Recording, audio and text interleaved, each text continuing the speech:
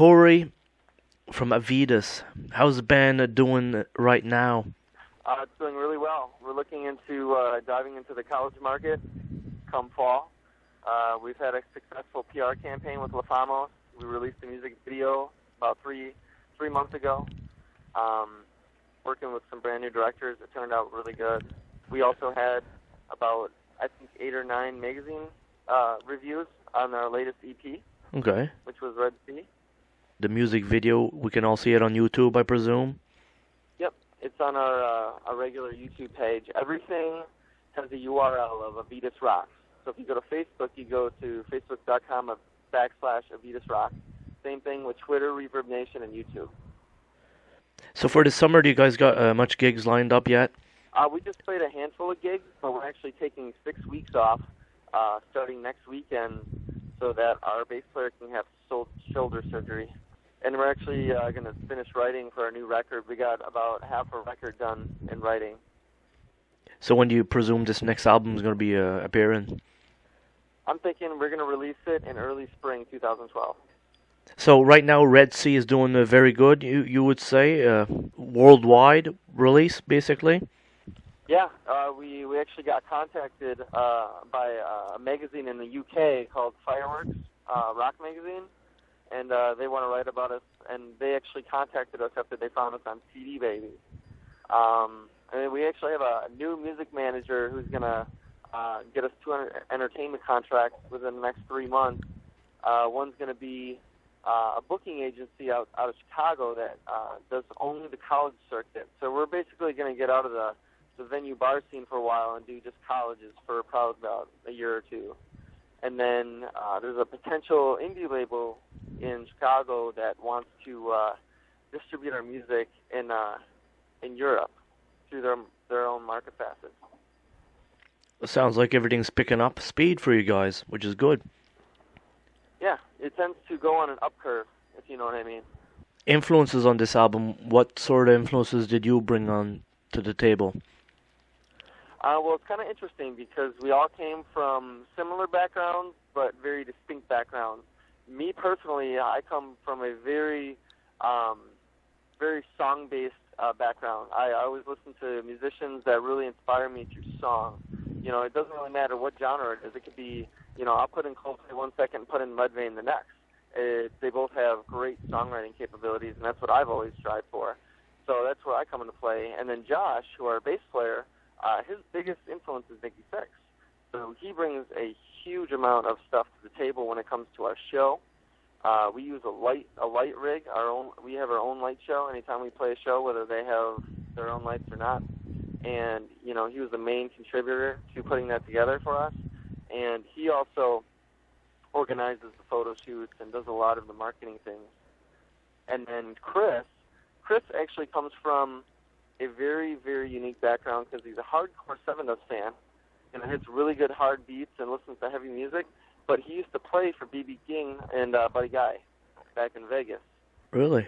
He lived out in Vegas for about 7 years, moved back to Wisconsin to be by his family for a while, and then he just quit the blues business because he got sick of the blues. And I was lucky enough to find him, I would say. So marketing, would you say it's quite easy to market you guys' Avedis right now compared to, a few years back? Yeah, with the new technologies that are out, like Reverb Nation and RSS feeds and Facebook, it's been really easy to connect with our fans. And, we're one of those bands that, has a very distinct web presence because we're always updating everything. I mean, most of the time you get on Facebook and a band's like, come to my show, come to my show, come to my show all month, We got, I put down a question apps. Anytime I ask a question on Facebook, they know exactly where we're coming from and I learn more about the band. Like one of the questions I posted like a month ago was, okay, which member of Avedis is still a virgin when it comes to ink, no tattoos, Right. And you just get a ton of people to answer it, and then at the end you comment, oh, well, that's Josh. Josh doesn't have any tattoos. Then they learn about the band. Then you put your, new music listings. Like we had the release of the music video, so we did a ton of postings for that, different, places that you could find it on the web. We have people review our music on a personal level. So there's a review app on Facebook, and a lot of bands like throw it down, but it never gets used. We utilize that.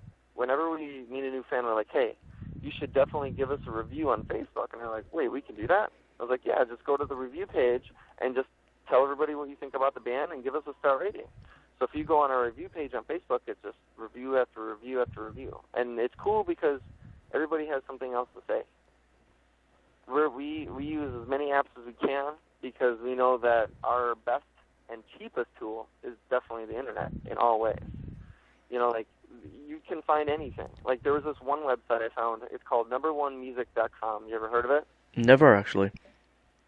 It's funny because I posted one song in a simple bio for a free trial. You know, they had like a 2-month free trial. Within about a week and a half, we had 800 hits, and I had over 100 people sign up for a mailing list on that website. Wow. Normally I get involved in music a lot, too. I try to find artists because I'm a music lover just as much as a music player. But then you find out what other bands are doing. You know, like, oh, they did this thing to raise money to do an album. We should look into that. Or like, oh, this band posted their stuff on numberonemusic.com. You know, let me check out what that is. Anything that we can post a profile on online and do it for free, I post it on. So you'll pretty much find out that we're everywhere on the web.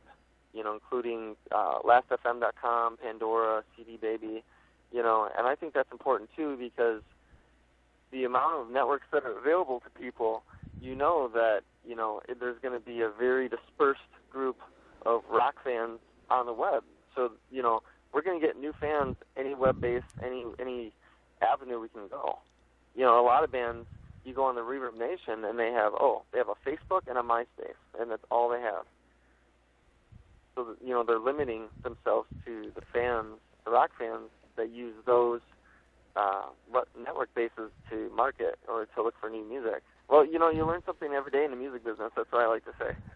You know, and it builds character, too. You know, if somebody, let's say, has a friend in Georgia and they have our song as a ringtone, which is available on, you know, a bunch of sites, you know, they hear that and they're like, oh, what band is that? Oh, it's Avedis. They go check us out online.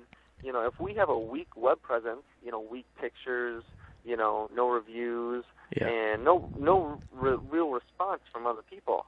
You know, like if you go on our Facebook and other good bands' Facebooks, you know, it's like, oh, you guys did awesome last night, and oh man, I just bought the EP last night, and it was really good.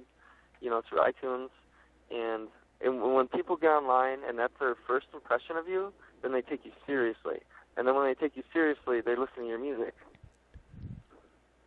Yeah, and then, like, one thing that we've definitely learned in the last 6 months is that we're definitely a college band. I mean, that's definitely going to be our target demographic.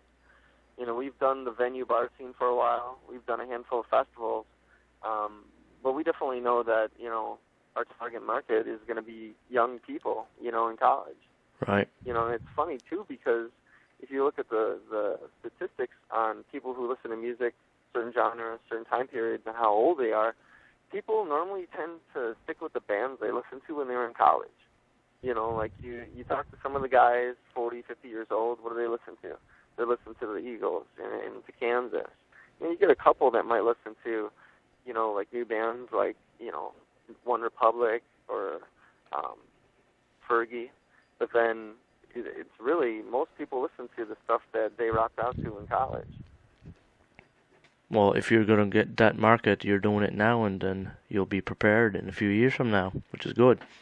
Yeah, that's our biggest focus right now, is doing everything we possibly can to get the college thing started, the college tours, and to really make an impact on the market there. Well, Corey, it's been a pleasure talking to you, and thanks, Jason. I really appreciate the time, man.